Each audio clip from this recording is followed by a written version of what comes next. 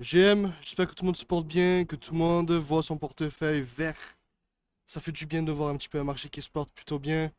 Quel plaisir de voir les altcoins repartir à la hausse, revoir le Bitcoin repartir à la hausse, voir les pays être plutôt satisfaits de l'économie, etc. Même si c'est pas non plus quelque chose de incroyable pour le moment.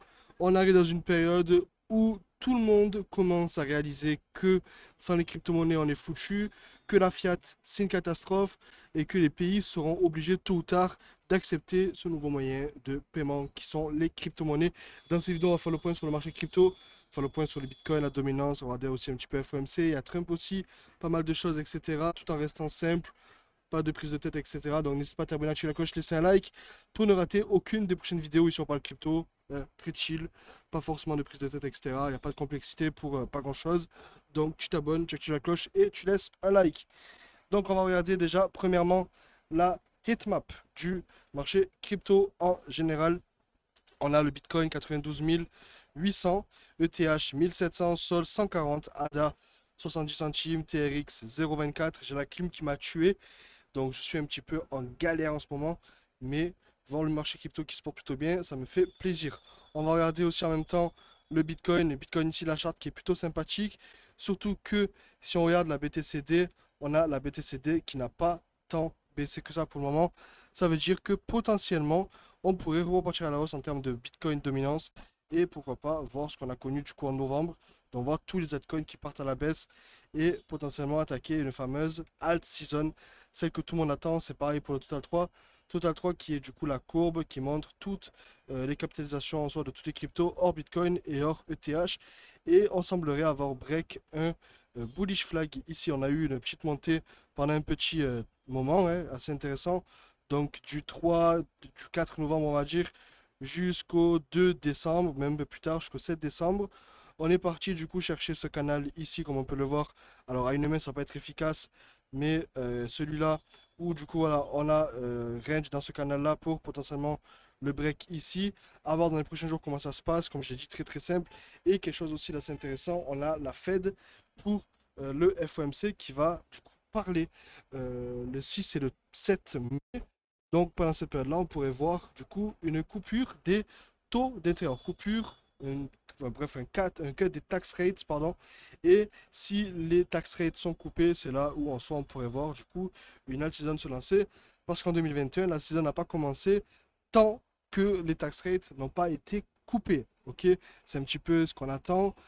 Pour le moment, on a Trump qui fait joue avec la Chine, où en soi les gens, enfin, du coup les pays sont en train, à chacun son tour, de couper les taxes de l'autre, etc. Enfin, ajouter des taxes à l'autre. Parce que vous savez qu'on a eu les tarifs qui sont sur des taxes lors des imports de n'importe quoi. Lorsque vous allez importer quelque chose, ben, ils vont tout simplement taxer. Donc si demain la Chine veut importer des produits, du moins exporter des produits aux États-Unis, ils vont devoir payer des taxes en plus. Et en fait, là, on a un combat entre la Chine et les États-Unis, qui les deux pays en soi sont en train de se battre pour celui qui aura en soi les plus grosses, littéralement. Et en soi, lorsque la Chine monte les taxes des États-Unis montent les taxes de la Chine, et c'est un petit peu celui qui a la plus grosse. Sauf que nous, ce qu'on voit derrière, c'est que plus il y a de taxes qui sont récupérées en quelque sorte par les États-Unis, plus les États-Unis vont mettre de l'argent dans les poches, et plus ils vont pouvoir combler la dette qu'ils ont, et ils pourront par la suite commencer à refaire repartir le marché. Parce que oui, que vous le voulez ou non, les États-Unis sont là pour ça. Et franchement, ça fait plutôt plaisir de voir un petit peu tout ce qui se passe en ce moment. Parce que cette panique, du moins, on pourrait penser que c'est une panique. Parce que voilà, le fait d'avoir quelques problèmes économiques avec les pays, ben, ça pourrait poser pas mal de problèmes et pousser les gens à paniquer, à potentiellement vendre leurs bagues. Sauf que sur le long terme, c'est quelque chose qui est plutôt pas mal du tout, parce que comme je l'ai dit, ça permet au pays à remplir les bagues. Si on regarde CoinMarketCap, vous allez voir, franchement, ce qui se passe en ce moment, c'est assez intéressant. En une semaine, on a la plupart du marché qui est dans le vert. Bitcoin 10%, ETH 11%.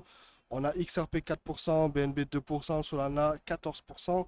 Et franchement, c'est cool à voir. Pourquoi? Parce que lorsque les altcoins commencent à montrer de belles perfs comme par exemple voilà, Chainlink qui prend 19%, Sui qui prend 49%, etc.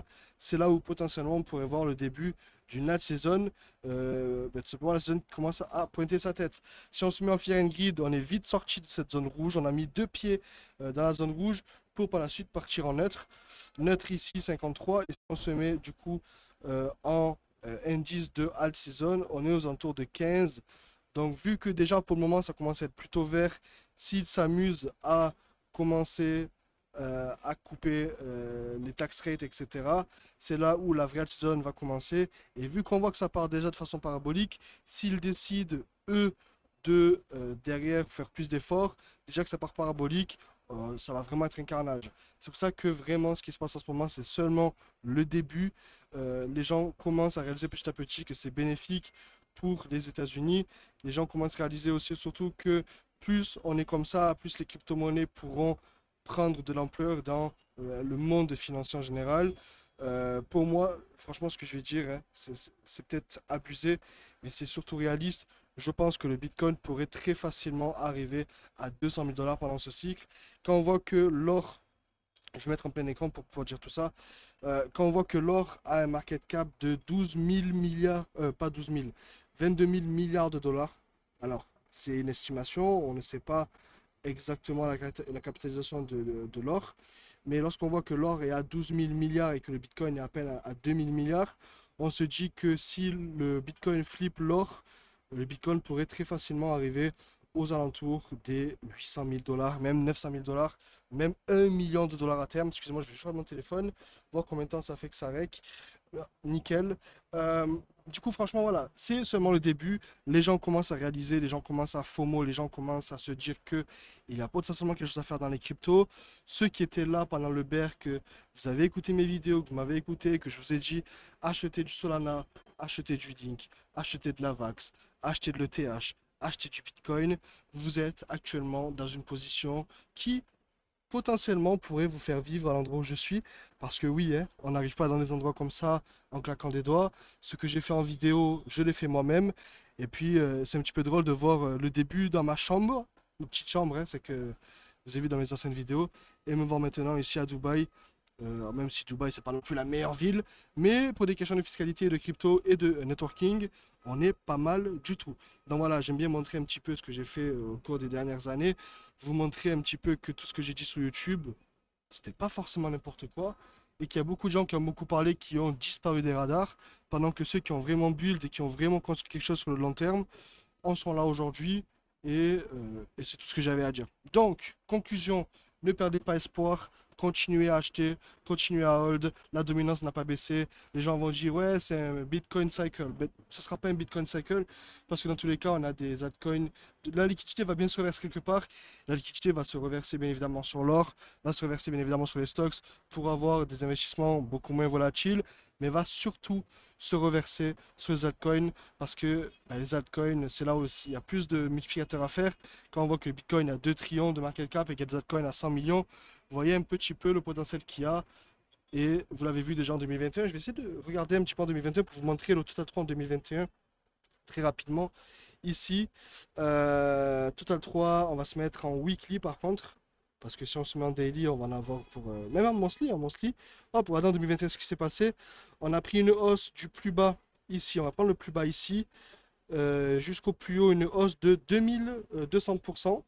Si on se met du coup au plus bas ici et qu'on monte, je vous laisse imaginer le potentiel. Je peux même pas aller plus haut. Si je vais plus haut, voilà.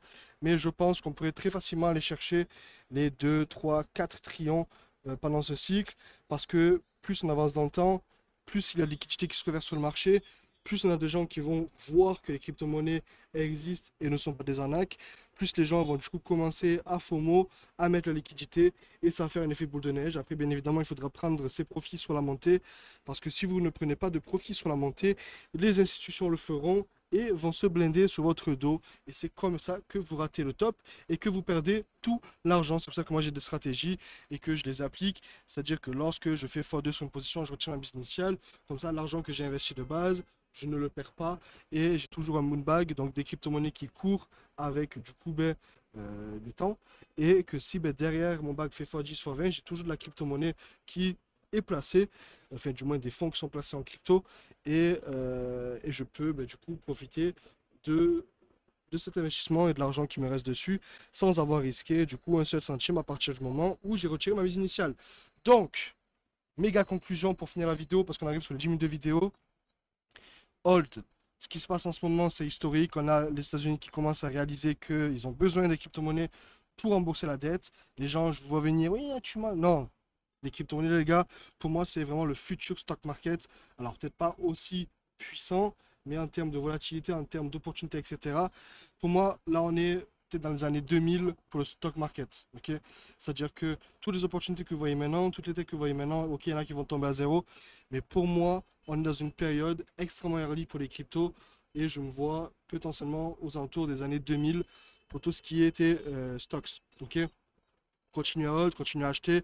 Continuez à croire en vos convictions, parce que les convictions, c'est très important.